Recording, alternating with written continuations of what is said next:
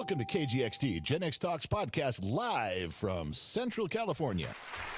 Making plans with the boys. I'm gonna hit the town. Yeah, I'm gonna make some noise. I'll push past the pain and my wounded pride. I'm gonna live it up. Yeah, stay out all night. But sure, I've had some better times. And I can't count all the tears I can write. And maybe down my last time. Yeah, but the blues took me just fine. All right, ladies and gentlemen, everybody sit back and relax. Now, what I want you to do right now is just close the drapes, pull the blinds, put the cat out, and bring the dog in. Why? Because cats don't like my interviews. Dogs seem to like them very much. Grab an adult beverage and sit down. Now, if you're looking for a podcast, the one that everybody loves, the big popular podcast with Gen X Talks and my wife, you're in the wrong spot. So just skip it right now, because this is not a podcast. This is not where my wife beats me up for an hour. No. This is an actual interview. Now, you guys know the interviews have been growing. You guys have been asking me to do more. You don't even care who I'm talking to. As long as they're interesting cats doing something cool, you guys want more. So guess what? I found another one. Now, listen, before I introduce these guys, you got to remember, you're gonna know, because we've talked about this on and off on the podcast. We've talked about it on live streams. We even had a couple things snuck in on some videos with these cats before. It's because I can hardly contain myself. All right, so is everybody sitting down? We going? I'm going to bring you at Grill Master Club. I'm going to bring you Peter Gainsley and Sammy Bromberg. I see I didn't fuck those up. I didn't screw up those names. Those came out right. All right, gentlemen, welcome to the program. Welcome to the Gen X Talks interview. Thank you for taking time out of your day. It's been we've been hit and miss a few times, but I'm so thankful that we're here. Really, thank you guys. Yeah, thanks for having us. Yeah, pleasure to be on. So just so you guys know that I'm not full of shit, that I'm not lying. This is some of the stuff you guys sent. It's not full anymore. Do you see that? I'm using these things.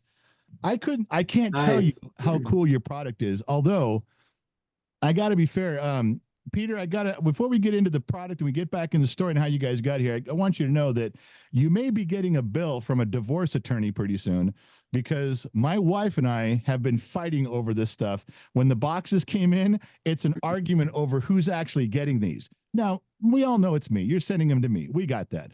But boy, I'll tell you, if she gets to the front porch before I do, she takes off with that stuff and heads out to the grill or into the kitchen before I can even get my hands on it. It may come down to divorce. It's going to be your fault, and I'm going to tell you, you're going to have to pay half of somebody's bill. If you're causing the divorce, Peter, it's on you, buddy. Right, well, we've got to make sure you buy enough boxes so I can cover that. Yeah, we got to do something. All right. So Grill Master Club it's not, I want to say to me, it seems like it's an accent to your barbecue. You know, it's the ingredients, it's the menu, it's the story of putting all these things together and trying them and then going back for more around the barbecue. That's the way I view it. But before we get into telling everybody about the product and how great it is, you got to tell me how this started. You got to tell me how you got from where were you born and raised, and how did you end up here? Let's go through some of that just to give some background, because everybody does want to know.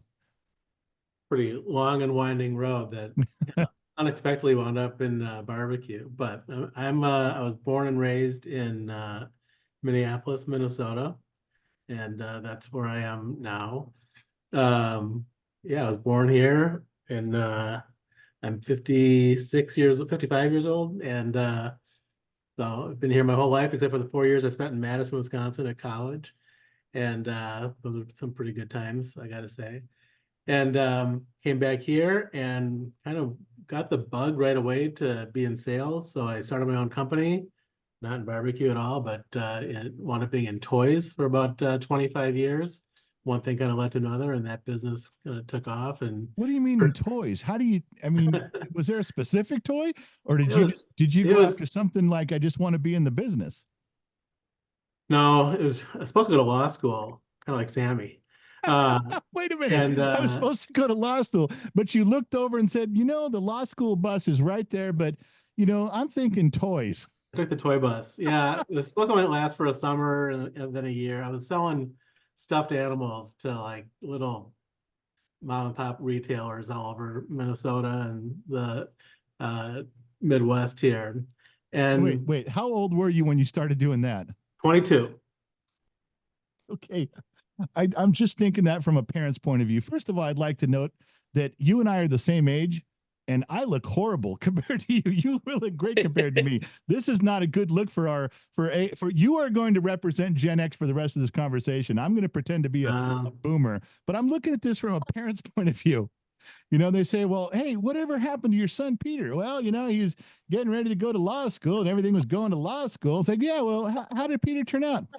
Well, he decided to send stuffed animals to the carnival. That was the conversation some 32, 33 years ago. My God.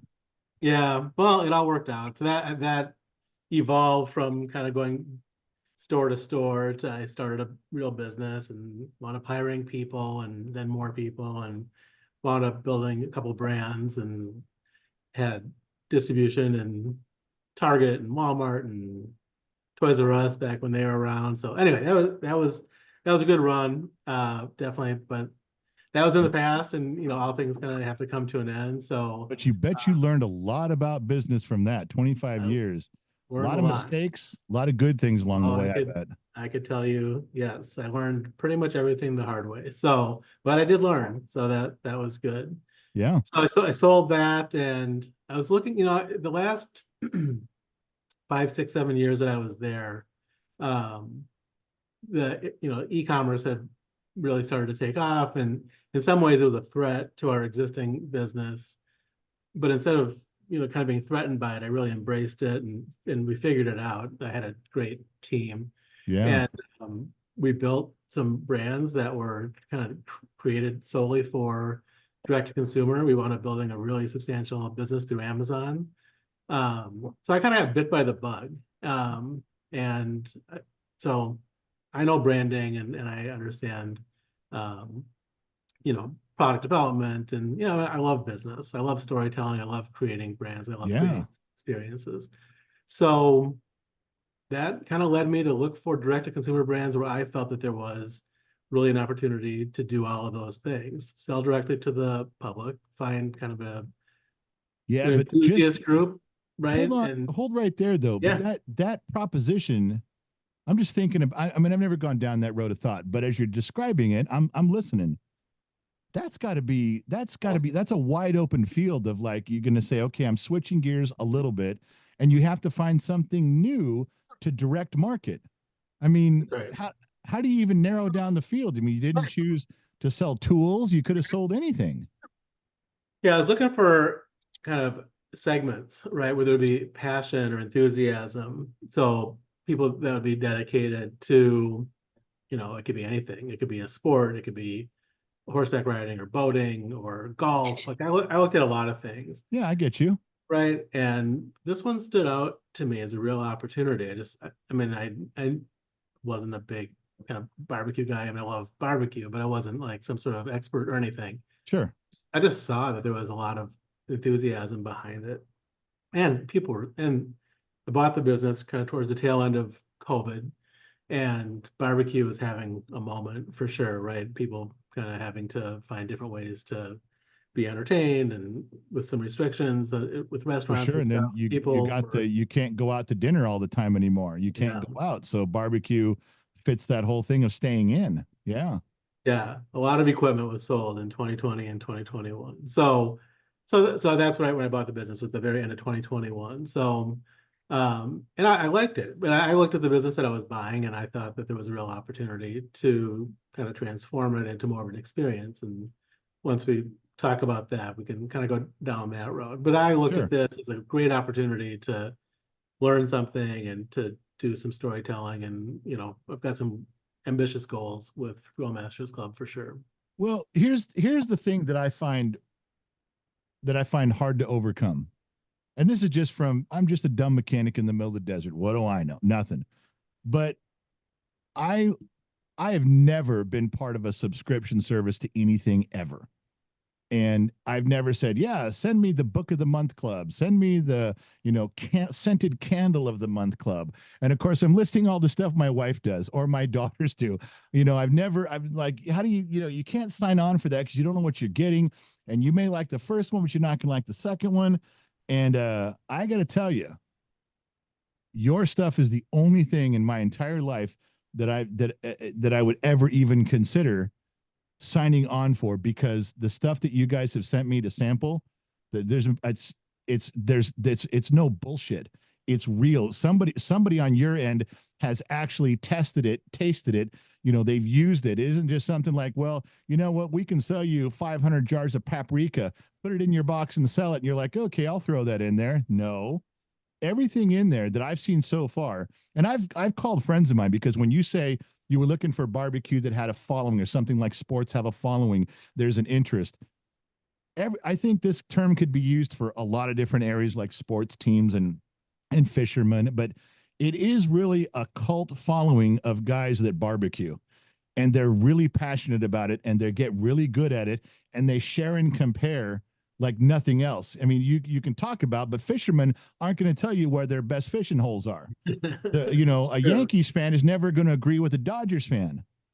But you get barbecue guys, and they will share everything they've learned and everything they know, pretty much. I think there's probably some secret recipes in there somewhere, but basically that group of people is like an unspoken brotherhood. I think you couldn't have picked something better to tap into, as long as you have a product that this cult, that this group really approves of and enjoys. So I make a few calls to friends of mine. I got guys back east at barbecue in Tennessee, and I'm like, do you guys, and a few of them like, oh yeah, I get their stuff all the time. I had no idea. I'm like, why don't you fucking tell me? How come everybody left me out? I didn't know about this. And they're like, well, you don't like subscriptions, and we all know that. Okay, but this one's different. And no one was paying attention to me that I'm saying this is different, because they already knew. Everybody else wasn't listening because they've already been down that road. So let me start with this. So you have this subscription service. Tell me how you even came up with the idea that you thought this part of it would work. Because if you came to me and said, hey, what do you think about us selling barbecue stuff? I'd say, forget it. No one's going to buy that and get a subscription. How did you work? Yeah, I mean, so like I said, I bought it, so it was off the ground, but I looked at it as, in this business, the retention and the renewal is so important, right? And so I looked at the opportunity to create a unique, curated experience every month that was different. So my vision for it was, I wanted to buy, I've always, even in my old company, like I cared about quality, right? I wanted to deliver something that people really had, that they valued, and that they would tell a friend, right? Like that's the best marketing you can really have. So I looked at what was going to go in the box, and I wanted to introduce like small family-run brands, not stuff that had big distribution. I don't want to buy anything that's going to be in, Costco or the big grocery chain. There's these amazing stories with these small kind of craft boutique brands that are based all over the country. And I wanted to be able to introduce these barbecue enthusiasts to products and inspiration, right? For barbecue, for flavors, for different kinds of, grilling outcomes that they maybe had never thought about. Sure. Yeah. And then talk about it, right? Like, we've got a lot of followers on Instagram, we've got a lot of followers on Facebook.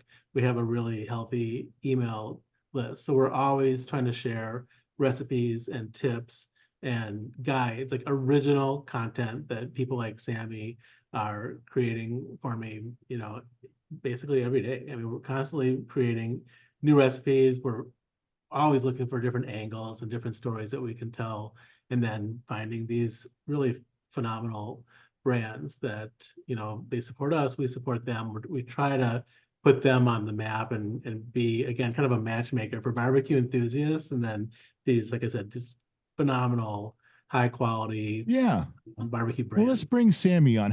Tell me how you got Sammy involved in this, and let me know, tell everybody what his position is with you, and then how you got him to come along. Sammy is one of our team of pitmasters, and Sammy had done some work for the brand before I owned it, but I think Sammy did some content for us. When I had somebody running social for us, I think maybe she reached out to get something from him. I don't remember, but I remember seeing it and being like, this is different. This is like where I want to take this company. And and we were getting content from all these different sources. And I'll let Sammy kind of tell his version of it, but I wound up narrowing down who was going to be creating, who was going to become the faces of the company.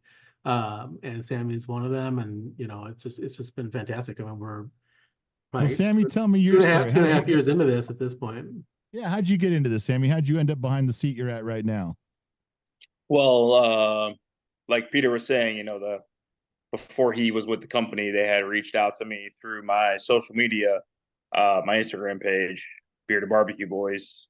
I did a box set with them, you know, a few videos that I had sent their way, and it kind of went radio silent for a little bit. And then I guess that's when Peter kind of took over during that radio silence. And I really liked the product. I actually purchased it a few years prior because I've, you know, loved barbecue and rubs, sauces, and, you know, unique things that they have always had. And I had reached back out, seeing if they would be willing or interested in doing some, you know, some more work. And, you know, that's kind of how it took off from that point. And I think it's been like almost a year and a half or almost two. It's been over like almost 2, maybe. Yeah, maybe time's 2 flying, years. I'll tell you that. Yeah, for sure. Sammy, is the videos you put out, are they instructional? Like, do you just show, or are they shorts videos, like reels, like Instagram reels, or do you put out a full video? So I do both. You know, it kind of comes with it, but I've really been trying to do full recipe videos, start to finish. And then I'll do little snippets within that full video, kind of like the money shots, cross section of a steak. You know, I recently just did a stuffed pork chop. You know, that was awesome with the last box that we had received for the month. So, you know, I kind of am in between full recipe videos and, you know, like I said, those money shots that people really love, and those cross sections, or, you know, glazing a rack of ribs, dripping just juices from a brisket, whatever it may be. But, you know, I'm kind of all over between the full videos and, you know, just those little snippets. It's good you're interested in grilling. I can't tell you how many people I've talked to that are social media. They're let's just say, for lack of a better term, they're the social media arm of a company or a brand, and they're good at social media, but they have no idea about surfboards, you know, but now they're trying to promote surfboards and they don't surf, you know, and that happens more often than you'd know. So when you start telling me the details of you grilling, I know you've been behind a grill before, because these other people, they have not. So that's got to be a good fit for you. So it's got to be something you like doing too. Yeah. So, you know, I say it's my job on the weekends for sure.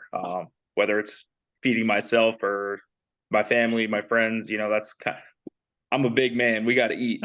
So, you know, throwing it down on the grill or the smoker, whatever it may be, you know, that's kind of my pastime on the weekends. And yeah, but that's, you know, great, because if your wife goes, "What are you doing?" You're like, "Hey, honey, it's my job. It's not like I want to be out here. I have to be out here." She likes to eat too, so it's okay. So it works out. Definitely works out. Who decides what goes in these boxes? Because you guys have incredible stuff you put out that you send out. Who decides what goes in them? So I work on that every month with Rosalie Perea, who is our lead pit master. So she actually is doing a ton of the recipes. I take input from everybody on, you know, the brands to get introduced to and all that. And then I wind up kind of being kind of the front man on the negotiations with the brands, and to really talk about how we would like to feature them. And, you know, we tell their story on our website, and the pit masters talk about them. We do giveaways during the month that they're being featured. So there's something in it for these brands, the exposure. Sure. Yeah. Guys like Sammy and people like Rosalie, you know, talking about them. Like, there's some value in that too. So, but that's how the boxes come together. We work a couple months in advance, at least, and we try to tell a story or create a theme that's relevant to that time of year. So next month there's going to be a lot about fishing in the box. In the fall we'll have a lot of stuff with flat top cooking and tailgating, stuff like that. And then in November, December, the last couple of years, this will be the third year doing this, where the holiday themed boxes, we kind of combine, because of when the boxes ship out to people, we don't do a Thanksgiving box or a Christmas box, that we Yeah. do holiday themed, like outdoor celebration type boxes. Like those have been just absolutely phenomenal. And so that stuff gets planned a little bit further in advance, but otherwise, we're always working 60, 90 days out and really thinking about kind of what's going on, and they're fun. I mean, Well, the themes and the products, the recipes are all created so for those products. There's no. That was my next thing. I was going to Yeah. ask you. You talk about what goes in there, but maybe I got that out of order. I probably should have asked you, but what goes in is probably going to be based on what recipes you pass out, because that's one thing different from people that just sell a product and they put it in a box and throw it out there and slap a label on it. You guys actually, when we opened up your first ones, it was the first thing on top of that thing was the little introduction cards to what we're doing here. And they're not flimsy little pieces of paper. These are cards with recipes you can keep. And the first night we got, the first 3 nights, my wife was making stuff out of there. So my question was, what do you put in the box to send out? Maybe my question should have been, what recipes do you decide to put in the box on your cards? Because you'd have to match the ingredients to some degree with the recipe. You don't leave people out in the cold on that. So Yeah. let me back up and say, who tests the recipes and decides that they're good?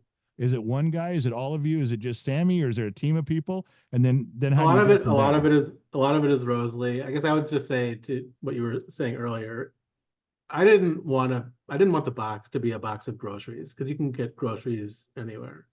I did want to create a box that was truly an experience. And the way that we were able to do that was through the recipes and the tips.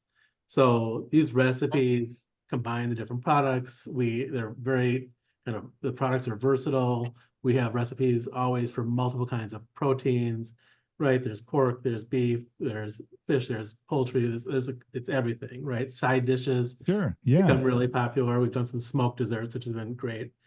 And we weave that narrative kind of like through that recipe booklet, because those things are all kind of created to create a monthly experience, and you'll go through all the products and you'll be ready for more products by the time the next box I'll arrives. tell you one thing. My wife was very insistent that I tell you today. And I probably would have never thought of this. It would never cross my mind. She said, you make sure you give them the highest compliment in this one area. There are many, many areas to compliment you, but she said, in the recipe, the ingredients you're looking for, she goes, there wasn't one thing that I had to go to the store and go get. They pick things. If it's not something of their product, they pick things that are common, that people probably already have a lot of. She goes, I was worried that as I started reading this, I'd have to, I don't have that. I don't have that. I got to go to the store to get this. She goes, they were all very close to stuff. She goes, I had everything. And now she goes, that had to take some thought. And I said, nah, they probably just got lucky. And she goes, no, not with that kind of stuff. He goes, that's something that's thought out. You're not typically asking someone to go to Bangladesh and get something that only they have. It's stuff that normal households have commonly. I guess that's a huge compliment coming from my wife. That was a very nice thing for her to notice. So tell her thank you for noticing. And it's definitely something that that has come a long way since I first started doing the recipes a couple of years ago. It's like really getting detailed and kind of thinking through like every single aspect of, again, somebody's experience with it. I know, Sammy, you can talk about it too. Sammy did an unbelievable rib recipe for us last month, and it was super detailed, and I know it took him a ton of time to do it. So I don't know, do you have any thoughts on that? Yeah, kicking back I to have so much respect for like how much work goes into each one of those. yeah, so like you said, your wife's not going to want to run to the grocery store every time you want to get something on the grill or throw something in the oven. I'm cooking the same way you guys are cooking.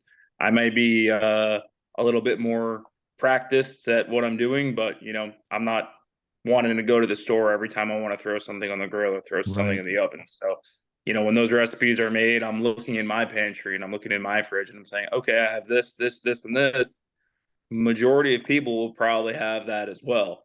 Whether it's different cut of meat or anything like that, things like that, you may have to go to the grocery store for, but sure. butter and, vinegar and mustard, and Right. majority of the staples, people are going to have those things. You're not going Well, to want to go out and get a specialty ingredient for something that, that's going to, now there is recipes that do require things like that, but the majority of people, what they like what, to see the mass is that's yeah. kind of what they're going to be Well, wanting to. that's where I'm coming from, is just middle class backyard America.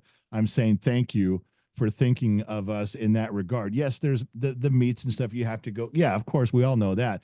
But it's just there's so many products. Sometimes you get things in a box, and when you open it, you realize I have to go spend a bunch of more money that I didn't anticipate. And you guys have narrowed that down to where you don't. It's not every single recipe isn't a unique item in the ingredients list every time. That I would have never thought of that. My wife thought of it first. Very helpful. So I'm saying thank you on behalf Very, of all of us. oh, Well of done. course. And then the recipes also, Rosalie does a great job. We're actually trying to get linked up here in the next month or two to do a few recipes together. It'd be a good time. But, not each recipe is just using one product. And they're also using multiple products. There's even recipes that on there that are using all 3 or 4 of the products that are in the box. So, Wow. it's really diverse. And Sure. if it's using one sauce, it's using another rub, or it's using 2 rubs to layer things with. So you can have fun with it yourself. You don't need to follow the recipes. Awesome tips from myself, from Rosalie. Those are just like the little bonus on top, Well, for you're sure. giving away information that you've had trial and error. You've made mistakes and things haven't worked right. What you're doing is passing along experience. You're like, look, don't make the 12 mistakes I did over the past couple years. I figured it out. It's this, and then you're passing it Yeah. along. So you're helping people out, and they're not wasting money, which we all do. But I mean, what a way to avoid mistakes. You're getting the right information from the right guys first, which is Oh great. yeah. Let me ask you this question. This is kind of a hard one for people to answer sometimes, and I do ask it a lot. So I'll ask you guys, what is probably the most difficult thing to overcome right now in your business model today? What is the thing that you like, gosh, if this one area we're working on it, we're struggling with it, we just haven't locked it down yet. Is there anything you guys come up against that you guys really at your staff meetings kind of rack your brains about? there's, I'll start with quantitative first, I guess. I mean, there's always the fun stuff for me is more qualitative, right? So, like, improving the experience, or one of my goals is to create a much more kind of dynamic community. So doing those things, I guess it's just about time and manpower. The biggest obstacle that I faced with this really has to do with like just the inflationary kind of nature of the world right now. So shipping this stuff, it's not cheap. Yeah. And printing that recipe book is not cheap. Like, that was not part of the program when I bought the company. And so the first thing I did was make the box bigger so I could fit more products in it and create a better value. And then adding these 8 tips and recipes every month printed, plus all the stuff that we do beyond that, digital. Yeah, there's cost in that, but that kind of is the fun part. The hard part is getting this thing delivered to people's homes. And Amazon's kind of set everything in motion several years ago, where everybody expects free shipping. Yeah. So that's an obstacle. We do offer free shipping, but obviously it's not free. I mean, so that's tough. The cost, we only buy products that are made with better ingredients. We're not buying stuff with a ton of fillers and chemicals and stuff in it. So it's difficult or challenging to be able to get that product at a price that is affordable for our purpose. I bet that's Um, got impossible these days. Yeah, so like we've moved to plastic as much as we can. Like, I was buying glass sauce bottles the first year or so, and can't do that anymore. Glass got super expensive during COVID too. So, but plastic is just lighter to ship. And I mean, nobody wants to hear about all of our problems, but US. So that is, I No, mean, yeah, no, that's really important. It is. People a want to lot of it know. is the logistics, right? You don't think people want to know that stuff, Peter, but they do. They look at that stuff and they're interested in behind the scenes stuff just as much as what they see in the box. Real people really do want to know. There's struggles out there with everybody's life, and when you tell, hey, it's tough to get all the money and time you have to lay out, and hoping that it stays the product that people want to keep buying. I mean, let's face it, it's their hard-earned money. It's not yours. They work all day and they get their money. They don't owe you anything. You have to earn that from them. And when they choose to give you something, I can tell by everything you've told me, you guys are absolutely trying to give them their money's worth. Absolutely Oh, care about it. So that's I huge. mean, that, I guess I would just say, I mean, that's true with like the entire team and the whole team of pitmasters. Like we do really care about the quality of what, every aspect of it, right? Like what is in the box, the brands that are being featured, the ingredients that are in the products that we're featuring, and then the recipes and the online experience and the delivery experience. Like, we want this stuff, we want this box showing up, in perfect condition. So we layer that Sure. thing, all that, crinkle paper and stuff to protect the products. And, there's a lot that goes into it. And in the end, though, like you said, it's really just all about delivering for our customer, I because agree. we need them to want to renew their subscription, and we want them to be able to talk about this thing or give it as a gift, or just give us whatever Well, other that type of moves over support to they can. giving it as a gift and talking about it. Sammy, how do you, when you're doing videos, how do you get people to share them? How do you make it, how do you get people interested? Because a lot of people just, they see it and scroll on, but it's different to get them when you look at that video you put out and you see how many people viewed it, but there's not a lot of likes. Then you get one with a lot of likes. Then you get one with a lot of shares. Now you're onto something because they're sharing it. They're passing it around. That's how do you get that? That's what every social media person needs to know, Sammy. So what's your If words on that? if I knew the magic trick to it, I would share it. But hey, it's really a game right now. I'm sure between the videos and the pictures and the reels, there's no rhyme or reason these days with sharing. And one day I'll spend a few hours on a video editing, between cooking, editing, getting still shots of things, and I love it. It looks great.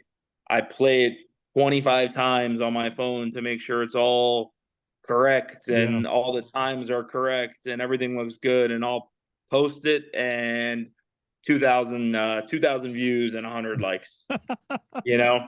That's And it's then so I'll post something that, I'm sitting on the toilet in the morning yeah. and post a 5-second video of something, and it'll get 20,000 likes or 20,000 views. And God, I wish there that was a real rhyme or reason to isn't it. that And exactly the people, way it is too? That's so I don't know how many platforms if you're out, if it's just Instagram, but when the kid makes one of his ambush videos, which is he gets into the millions of views on a lot of these, and it's so funny because he posts the same video at the same time. It goes on TikTok. There's 2 Facebook platforms, one YouTube, one Instagram. All right, puts it out there. It is so funny to see the difference in amounts of views, likes, comments. I mean, oh I'm yeah, telling you, platforms are fickle. They are different groups of people on each one by far. And you never know. That's which is always what's fun when someone comes on board as a sponsor and says, "Well, what can you do for us?" I always say, "I don't know." All I can tell you is that when someone comes on with a sponsorship idea and we want to help them with a product, for our end, there's always 2 rules. You have to like Gen X Talks. You have to look at our shorts and go, "You guys are funny." We have to like what you're doing, and that's the begin. Otherwise, I pass. I say, "Look, this isn't a good fit." But what I tell people is, "Look, we're going to put your stuff up on all the platforms. Not every, like you said, you're going to put something out there and people are going to not care about it. But you put it up on all the platforms, I guarantee there's 1 or 2 platforms that are going to go nuts. Not all of yeah, them, they never do. But when we're putting it out everywhere, and then we got our podcast and our radio station, it's going to catch somewhere because some group's going to really like it. So that's one advantage to putting it out. If we put it out on one, oh God, I'd lose sleep because I'd be living and dying by whatever that one group of people thought about it. So yeah. I'd try to get past that, but my God, I get what you're It's saying hard. though. It's really interesting. What Sammy said is so true. I mean, there's stuff, it's just, you never know what the robots are gonna like, but generally you can kind of tell right away, like, right, something will all of a sudden just like get a ton of momentum, and that's interesting, although sometimes that just ends for no apparent reason. But Yeah. Right. Sammy's had some for us that they just kind of keep going and keep going. And it's not always the ones that you would expect, but there's some stuff that, people, whatever. I would just say that again, like the quality of the content that Sammy and Rosalie and one of our other pitmasters, Ricky, creates for us, like, weekly or monthly or whatever it is, it's always really, really good.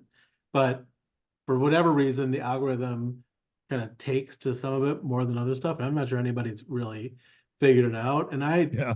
candidly, like, I would not really want to create content based on that. I mean, some of those things can become like vanity metrics. Like for me, just I would putting agree with you. I would agree with you on that. right, Yes. like putting out quality content, stuff that's gonna live on. Like a lot of the stuff we might post to Instagram, but then we'll put on YouTube, right, where it can kind of live on forever and not be quite as time sensitive. And so those are the kinds of, and then you're not as concerned about keeping it under a minute. I mean, obviously the shorts on YouTube, tend to get more views, but if you really care about learning something, something might take 5 minutes. Well, or and that's the 10 thing minutes that I found with, and I'm speaking straight, I'm very new, we're very new at working with any kind of advertising or sponsors. We just said no for 3.5 years. We just put out content. It was funny. And we built, 2.7 million followers across the platforms.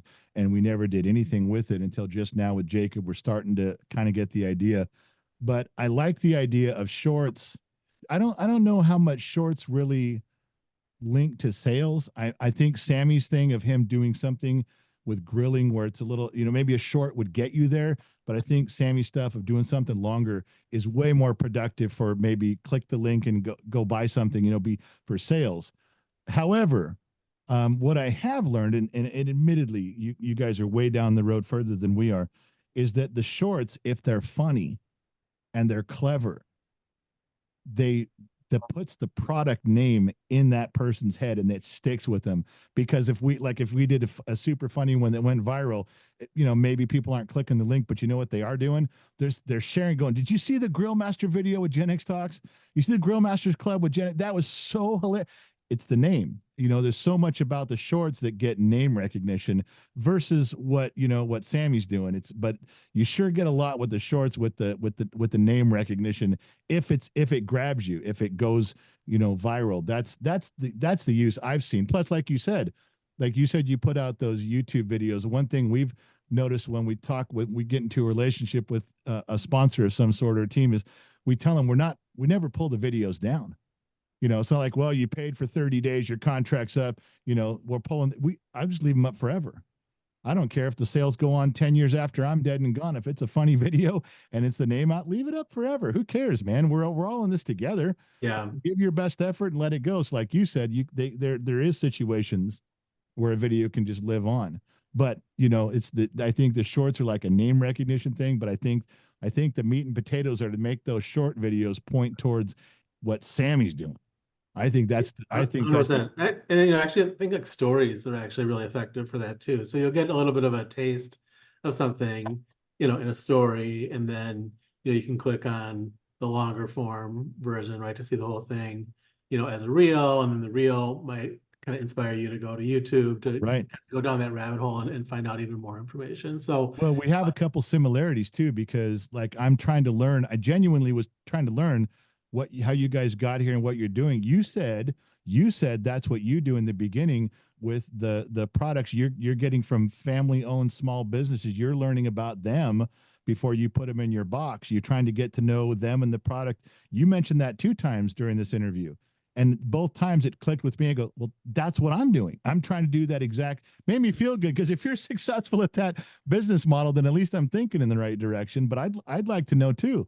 So I like that. I like that you guys take that time to go that deep. Yeah, I would just say too, I mean, I guess I came from a business that was a little bit more cutthroat, and there was challenges there. It was great in many ways too. But I will say that one nice thing has been, and Sammy can speak to this as well, because he's lived in it much longer than I have. But I would just say that the community, barbecue brands, and the content creators, like, there's just a lot of support.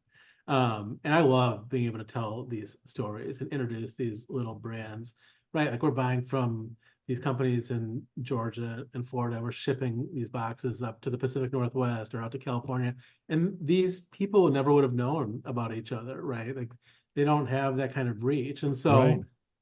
there's a lot of really good energy behind like what we're doing, which I appreciate. And that's made this it's challenging for sure. It's a business, but it's a lot of fun too. And there's been a lot of like really great kind of success, like many success stories along the way. And I love hearing that, people that these brands have benefited from being in our box, because that's the idea, right? Be featured by us, and that you'll wind up with all these new customers for life, right? Because they're going to want to, I don't sell anything a second time. I'll buy from the same company, but I'm not going to repeat a sauce or a rub, right? At least not for a couple of years, right? So if they want to get it again, I'm not going to sell it to them. They're going to buy it directly from these brands. And I think that's great. Really? only way that I they can had buy no it is- idea. That is an amazing thing you just said right there, because you just let everybody know that you're intentionally cutting yourself out of a potential marketing link. Like, I'll tell you what, I'll continue promoting your stuff, but it's going to go through my website and I'm going to get a cut. And what you're doing is saying, no, I just introduced everything here. And now, now you're taking it. Yeah, no, because to me, it's like, it's got to be constantly new. So I've got people who have been, they're on like a month-to-month program or every other month or whatever it is, but they're constantly getting it from us.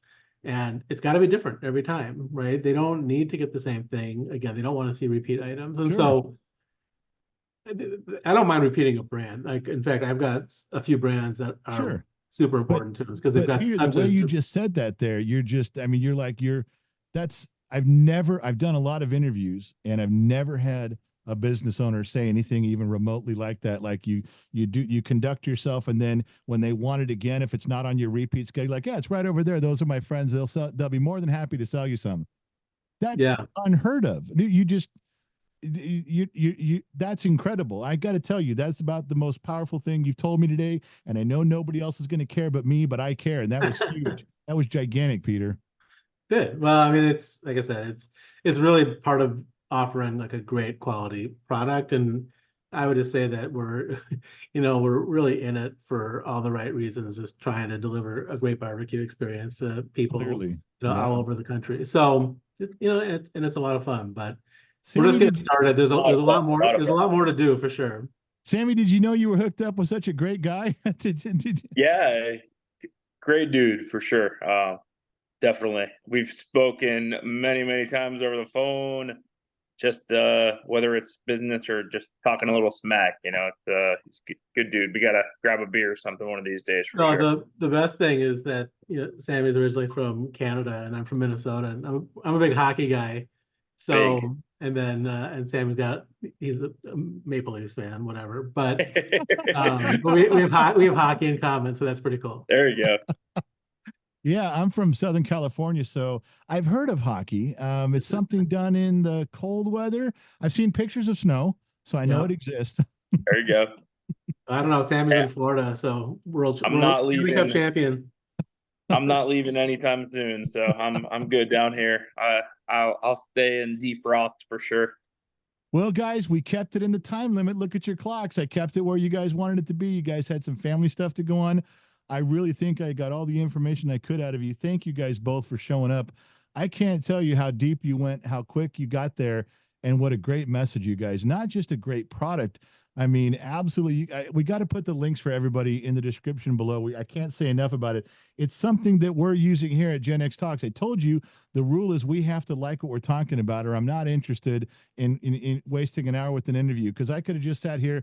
Okay, here's question 1. Here's question 2. Let's get to question 20, and then thank you. Have a nice day. No, not even close. This is something that my wife and I love. This is something we really enjoy. And now I'm a better person after meeting the two of you. And thank you for, Peter, especially you, for sharing the business model with that. This is going to resonate with people, because you two cats are real, and you keeping everything right down at home where it's supposed to be. And it's evident with talking to you guys. Awesome. Well, thank you. Thanks for doing this. And we love what you're doing too. We get a chance to talk about that so much, but keep going. It's great to be out there with all the, the fun content, and I love the generational stuff. I'm super fascinated by it. So Well, if you like, Sammy and I were talking a little bit before. He's got to get back on there and scroll through some of those and binge watch a little bit of that. And then he can email me and tell me what he's got, a thumbs up or a thumbs down. But Sammy, how old are you? I just turned 29. Wow. Should we have even let him in this interview? I mean, my God, he's only been around the sun 29 laps. That's nothing. You just got Some here. some people say I'm an old soul. So if that means anything, Oh, no, that means a lot, especially if an old person noticed that in you. That's huge, because if you really, and I could tell that fits with everything you said today. Well, listen, I got to get out of here, you guys. Thank you both for coming on. That's Peter Gainsley, that's Sammy Brommer from Grill Masters Club. You guys got to check out all their gear. You guys got to see what it's all about. And then for me, you guys got to try it once. You won't be disappointed. Try it once, just for me, and then email me. You guys are out there. You guys know my email. Let me know what you guys think. If there's a problem, say something. Otherwise, just tell me how much you liked it.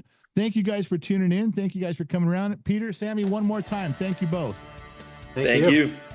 All right, and that's it. That's the end of another interview. This is one of the ones you guys have been waiting for that got put off a few times because of scheduling. But I told you it'd be worth the wait. Now, I don't know where you're listening in from around the planet to the Gen X Talks interviews, AM, FM, Sirius XM, or perhaps you tuned in on the Armed Service Radio Network. Remember two things. Number one, wherever you go, well, there you are. And most importantly, I'll catch you guys on the flip side. Like the